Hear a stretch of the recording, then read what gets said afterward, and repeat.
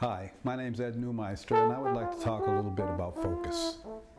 Focus as how it relates to making a mistake in life. Actually, more specifically, would be the lack of focus or focusing on the wrong thing in relationship to making a mistake. What I started to observe recently in myself is that as it relates to music, and not just myself, other people I talk to and other musicians and students, that when we make a mistake, play a wrong note, or we crack a note, and why does this happen? It happens because our focus has drifted away from the task of the moment, which in this case is performing music. I am a composer who improvises on the trombone. This is a trombone. I'm composing my music using the trombone in the moment. So I'm improvising, composing, composing in the moment. We're improvising all day long. Sometimes we don't even realize it. But what's important and what makes whatever we're doing efficient and effective is the fact that we're focused on that task of the moment. What do I need to be doing now? This is a good question we can ask ourselves. When the mind drifts, we can still be doing a task, but the mind drifts away to something else, and then that task is not getting completed as well as it could be. Now, it depends on the task. If you're washing the dishes that you've done 3 times a day for the last 30 years, you don't need to think much about it, and the mind can wander, and that's totally cool. But when you're actually cutting a diamond and you're working in the shop and you're turning this rock into a diamond, obviously you have to be focused because the slightest drift and oop, there goes the diamond, oops. Composing and improvising involves many intellectual and intuitive aspects. The intellectual is the concept of the architecture of how music is put together and understanding harmony, how melodies behave, and so on. Then the intuitive is just what we're hearing in our ear. And so we're using a combination of intellect and intuition in order to advance ourselves and to do the best we can with whatever our mission in life is. I'd like to take a little break and play a short piece now. The piece I played earlier was modal, which means I only use 7 notes. I only use the notes, the white notes of the piano, the C major scale. Although that particular etude was in the key of A minor. C major and A minor are more or less the same thing. Same notes, different structure. Now I would like to perform a piece that has a harmonic structure. I'm not sure of the harmonic structure, what it is yet, because I will be improvising it, but moving through various tonalities. What I'm doing now to you is declaring my intention. You see, I'm making what I'm intending to do soon very clear. So the work of the moment, you might say, is to organize and plan for the near future. And so here I can organize my thoughts and declare to myself, or in this case to everybody who happens to be listening, I declare to you that I'll be moving through some different harmonies, which means C major for a while, and then perhaps E major for a while, and then to F minor, I don't know, something else. And then, so modulating here and there. At the beginning, probably take my time modulating, and then later in the middle, more modulation, and then in the end, something similar to the beginning. So classic structure, you might say. This is to have something to work with. You know, we need something to work with. Igor Stravinsky said form is freedom. So we put the structure, the outlines together first. When you're composing by hand or with a computer, you organize, or you should anyway, organize the big picture first. If you start with one note and then the next, yeah, sometimes it works and it can grow from that. But it's much easier to have a structure and then fill in the pieces into the structure, the big structure, and somehow more secure because you work on your foundation first. I'll start in the key of E major and then modulate from there. Hopefully I'll end in the key of E major too. That helps keep it's a nice complete shape. Not absolutely necessary, but it's been used for 400 years and it's been working all for those whole 400 years. Some traditions, you know, just work.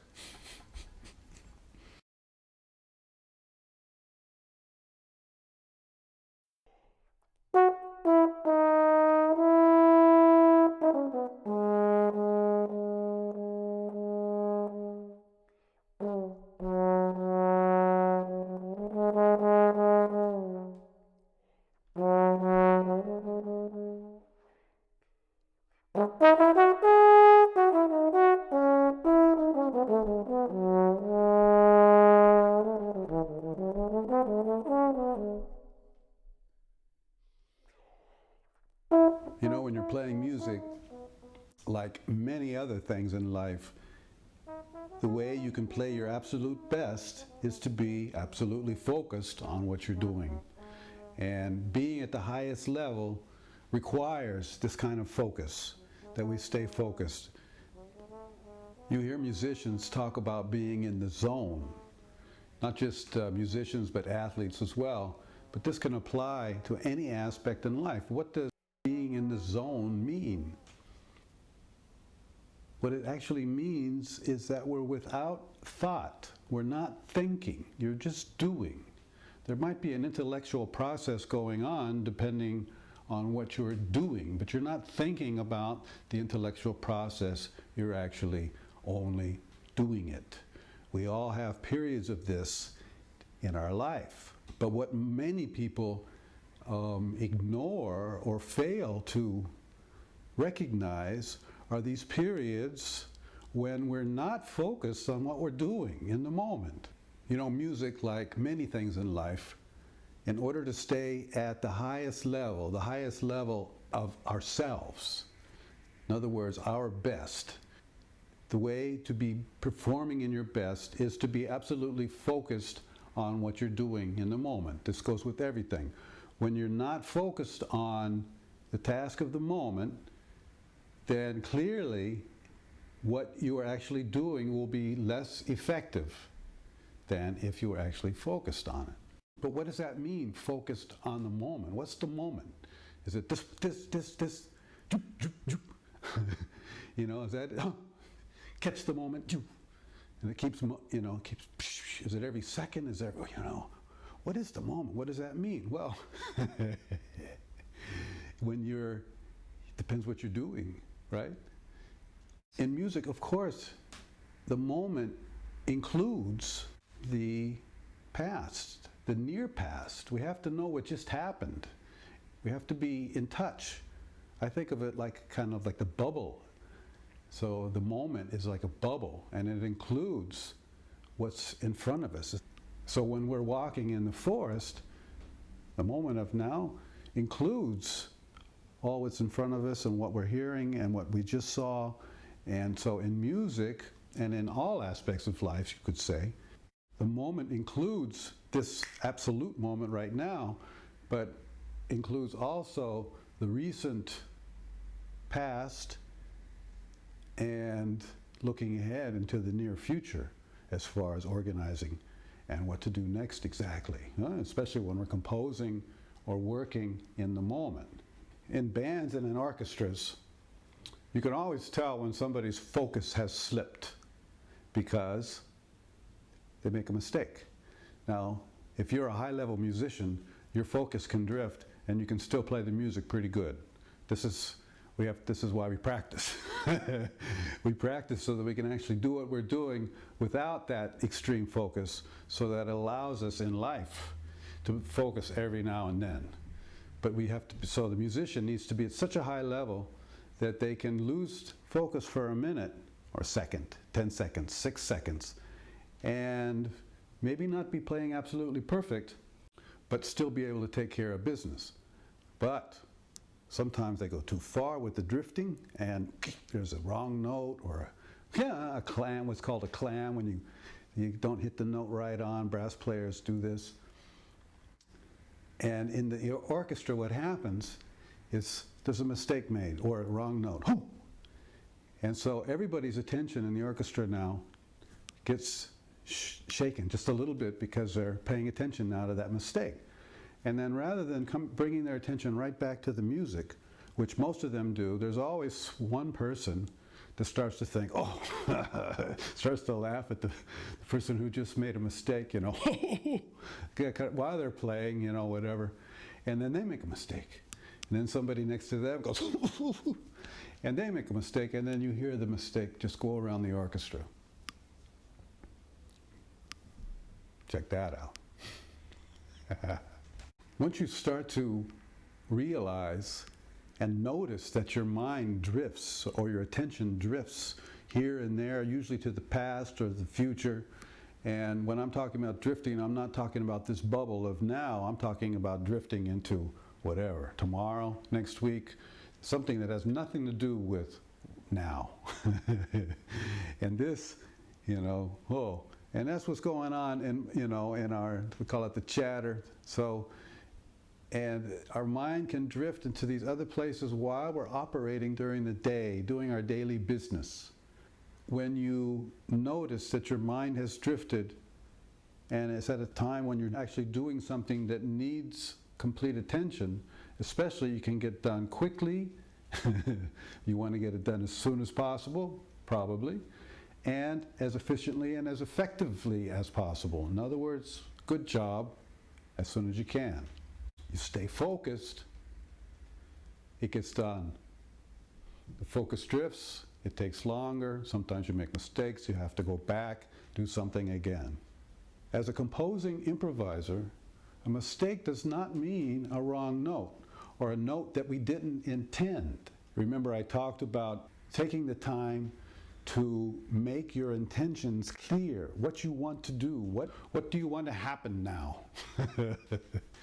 And of course in music, you want music to happen, but it, you know, whatever you're doing. So you make these intentions clear. Now what happens if a note comes up that you didn't intend? Ooh. Now a lot of people will, let's say the younger players, students, will bring their horn down in disgust and say, oh, I played a wrong note, or get completely distracted and not be able to find their way back into the tune, or just, you know, crumble, basically. As you become more and more nimble on your feet as an improviser, you realize that a wrong note is not a wrong note. It's just a surprise. I didn't intend it, but just because I didn't intend it doesn't mean it shouldn't have happened. So there it is, deal with it. Oh! And if we look at it like a mistake to get pissed off at, or to blame somebody else about, or to blame ourselves about, it's like, oh, look what I have now. Whew. And then, then you're on your way. And it just brings you back to the moment.